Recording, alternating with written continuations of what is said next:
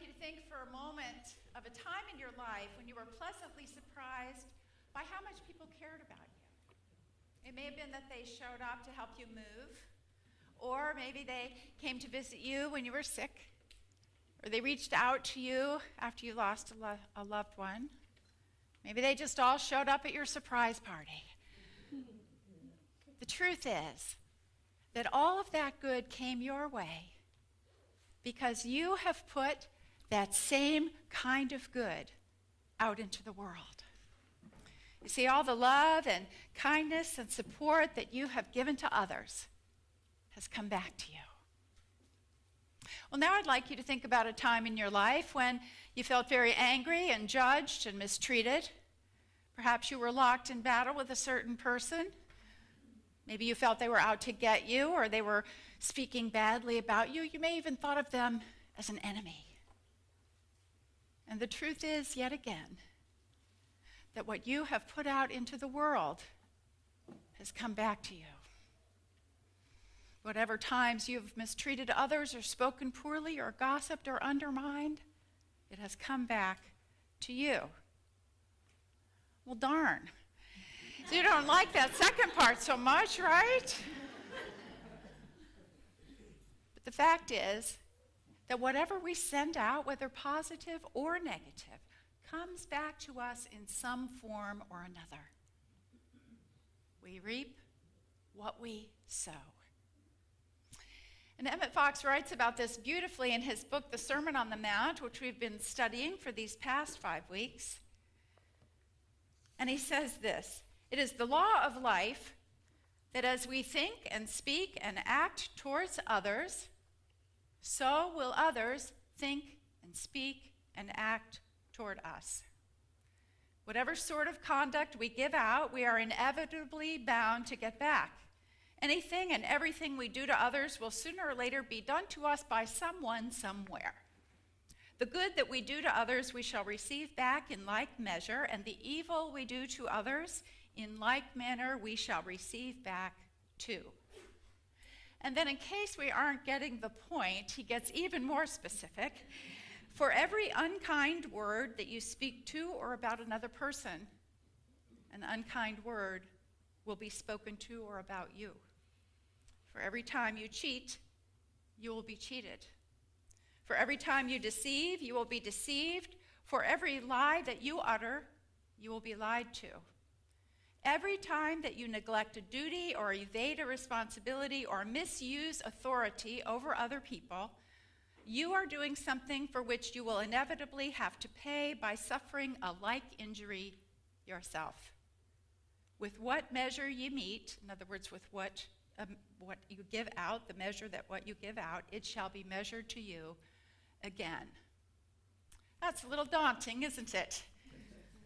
You know, I believe on some level we know this.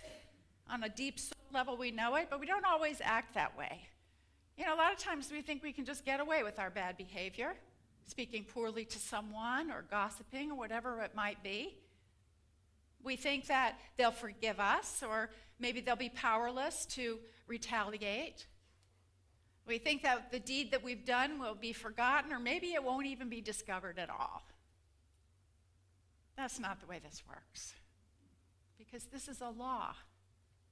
And the law is that what we give out will return to us in some form or another. As we give, so we will receive. Now, I realize that for some of you may be thinking, "Oh, it sounds a lot like karma." Well, I think it's different from karma.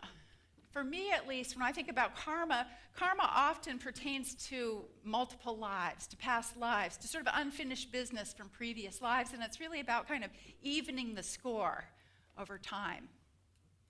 Whereas this idea of we reap what we sow is really meant to be more of a guideline for how we live in this life. You see, to pay attention to what we are receiving and realize that we have sown the seeds for that in some way or another, that it will come back to us. And so this is why Jesus says in the 7th chapter of Matthew, he says, "Do not judge so that you may not be judged. For with the judgment you make, you will be judged, and the measure you give will be the measure you get. So he's really saying, if you judge others, you're going to be judged.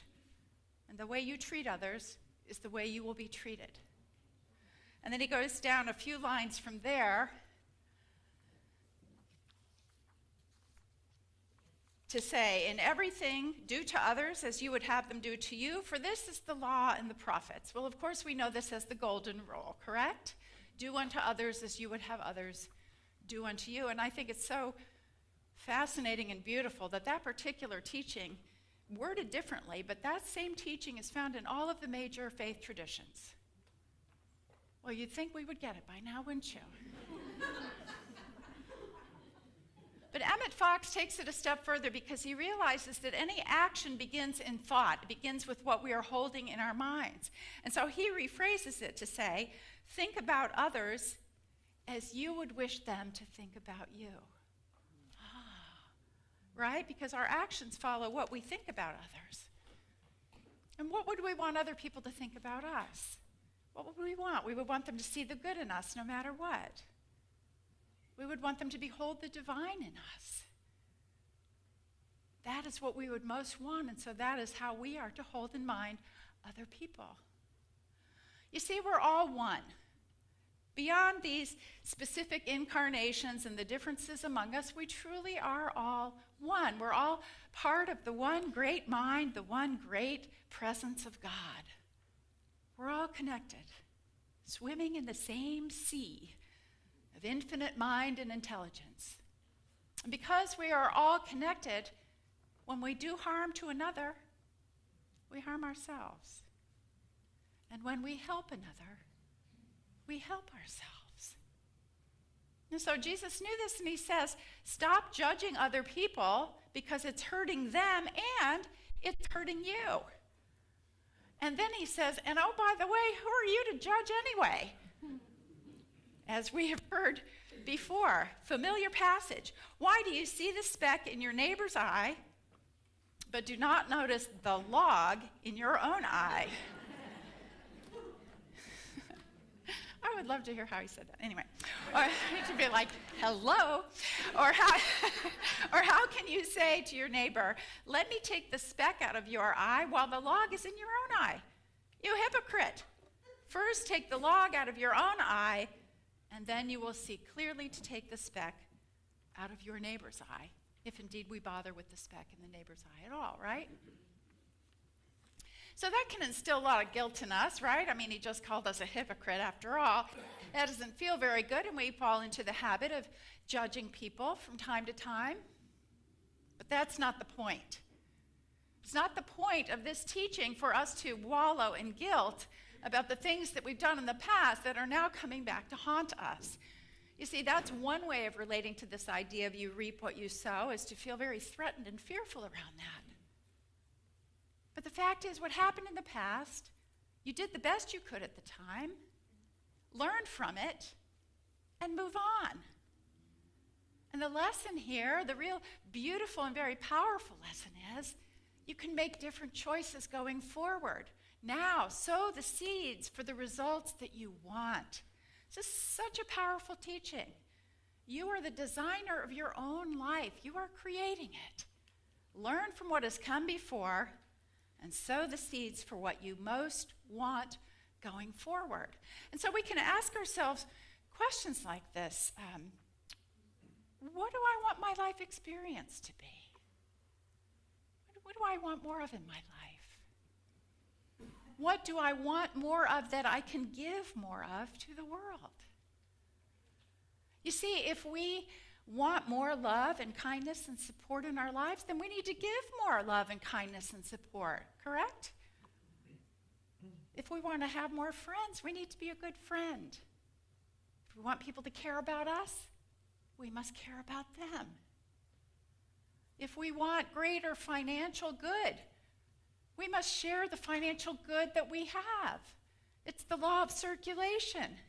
It continues to build. Be in the flow. As you give, so you receive. And it works.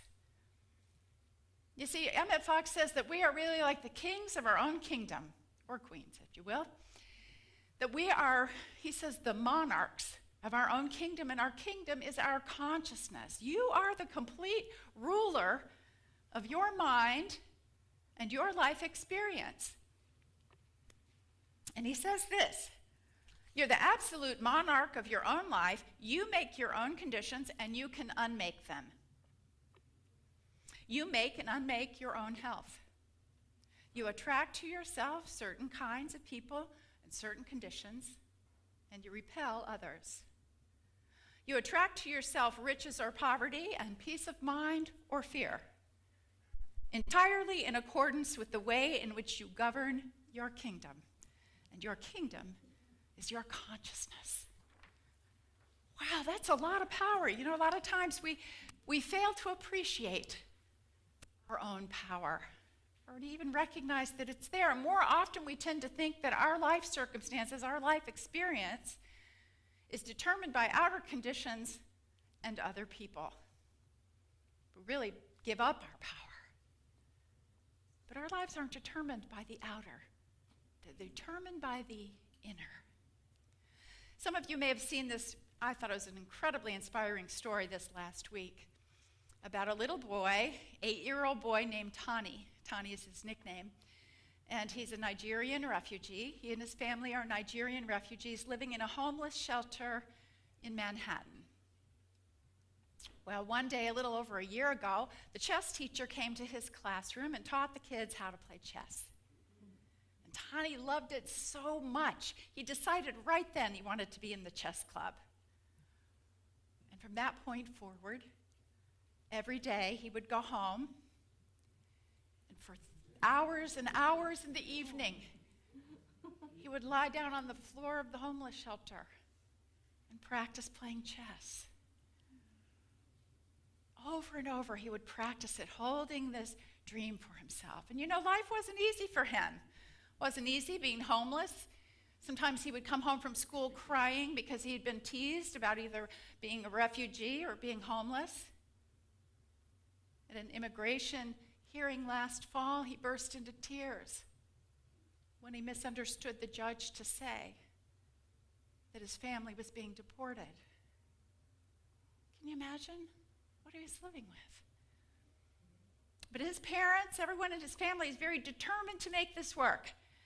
And his father worked 2 jobs, and his mother has just become certified as a home health care provider. And little Tani was every bit as determined and directed as they were. And he had a very big dream. He said, I want to be the youngest chess grandmaster. Yes. And he is already making incredible progress in that direction. He has won 7 trophies. Most recently, I love this picture. Most recently, he won in his category for the New York State Chess Championship. I love that picture. That trophy's almost as big as he is. And that's his mom, and that's his brother in the background. It's a beautiful thing, isn't it? His parents have been so wonderfully supportive. They believe in him. They're cheering him on. And his father said, the U.S. is a country of dreams.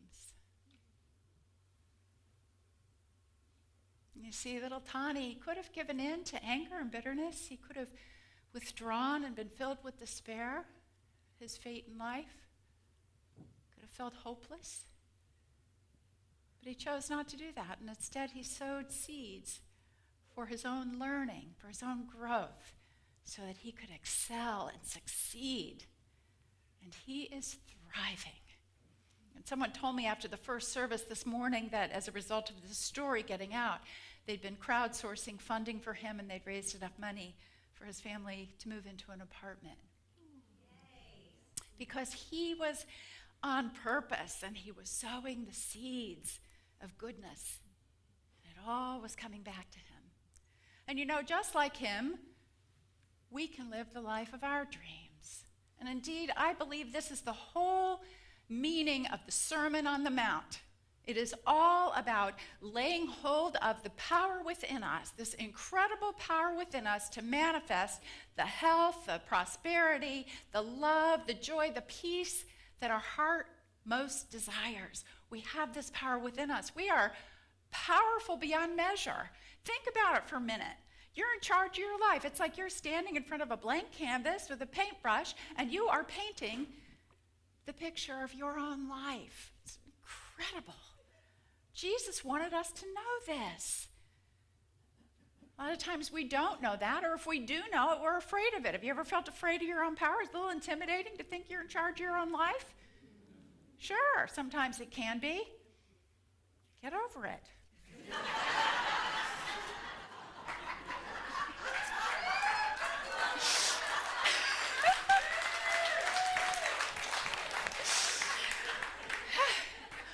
So there's this great analogy. Thank you.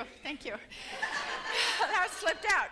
So, but there's this really great analogy. I love this analogy that Emmett Fox uses. He says this: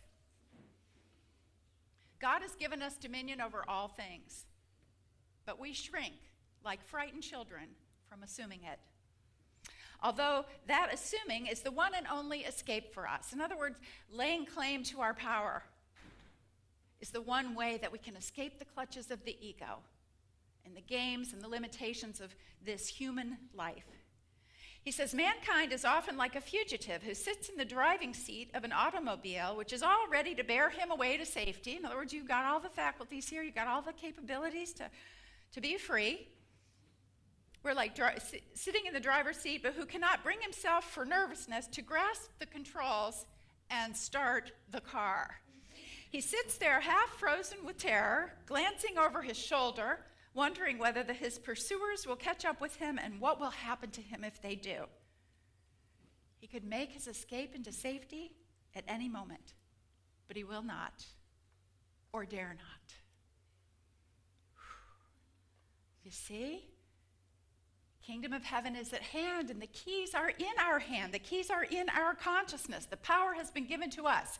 You know, there's a song I think called Jesus Take the Wheel.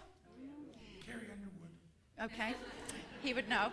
And I think Jesus wanted us to take the wheel, right? It's like, take charge of your own life, people. The kingdom of heaven is at hand. Change your consciousness, change your life. Stop doing what doesn't work and do what does work. Reap what you want to sow. Give what you want to receive. Love the way you want to be loved. Treat others as you want to be treated. This is not rocket science. It's all here for you. A beautiful realm of peace and love and joy is what God longs for you to fully enjoy. So everything that has happened in our lives to this point has been prelude for what is to come. And we can look at it that way and realize that we are learning and growing with each step. And now we are poised on the brink of laying hold of our own innate creative power like never before in this spring season, bursting out into new life. And I'll close with a quote from Emmett Fox as we conclude our study of his book today, because he puts it all in perspective. You know, the times with you reap what you sow, that we have reaped negative consequences, and the times that we reap the positive. And he says this: take this into your own heart, beautiful people. Is it not a beautiful and encouraging thought that all the prayers you have ever said in your life, and all the good deeds and kind words for which you have ever been responsible are still with you, and that nothing can ever take them away? Errors of thought, word, and deed are worked out and satisfied under the law. But the good goes on forever, unchanged and undimmed by time. You are that good. You are that light. Shine on.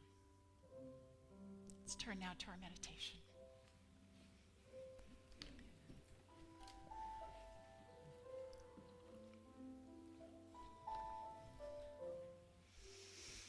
I invite you to get comfortable in your seat. Take a deep breath in. Release and let it go.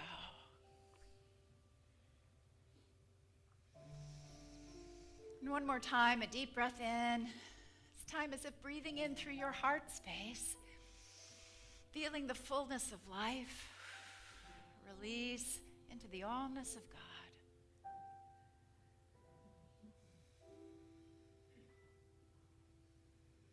And breathing in and out in this sacred present moment. And feeling the peace of God within you.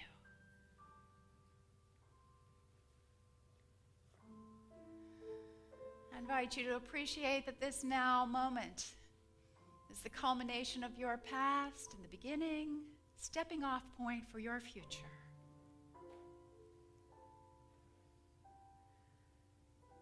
And in this moment, imagine as if you are standing in front of a blank canvas, the canvas of your life. You are the artist, holding a paintbrush, many beautiful colors to choose from.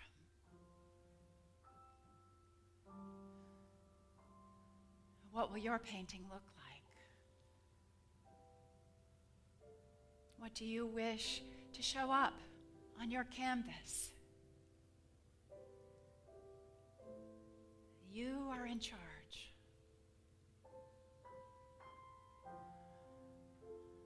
I invite you to feel the sacred presence in this exercise. Open yourself to divine guidance as you stand before your canvas and listen for what is yours to paint in the silence.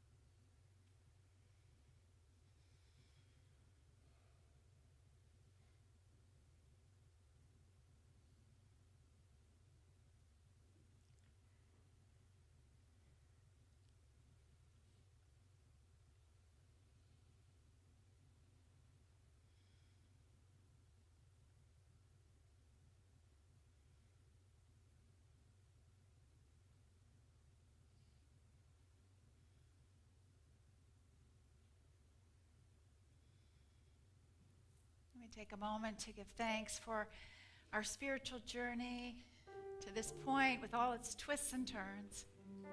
We give thanks for our way shower, Jesus, and all of our other spiritual teachers in pointing the way as we realize and embrace the power within us and create the life we most want to live. Thank you, God, and so it is.